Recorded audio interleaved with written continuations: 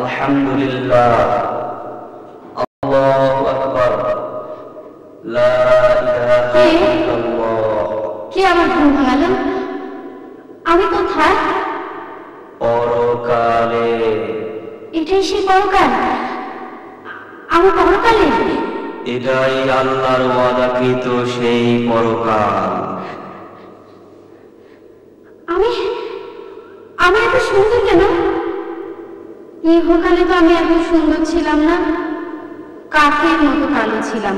জান্নাতে আসলে কেউ কালো থাকে না, চাঁদের চেয়েও সুন্দর হয়ে যায়। মানুষ আমাকে যতই ঘৃণা করেছে, আমি ততই আল্লাহর প্রেমে মশগুল ছিলাম। সুবহানাল্লাহ।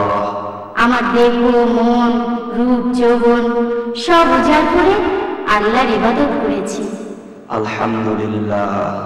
অসহায় সহায় হয়েছি, আর মনে মনে ভেবেছি ইহকালের জীবন তো মাত্র কয়েকটা দিন, দেখতে দেখতে ফুরিয়ে যাবে। পরকালে আমি আমার পরম প্রভুর যখন দেখা পাবো, তখন আমি হয়তো আর কুৎসিত থাকবো না।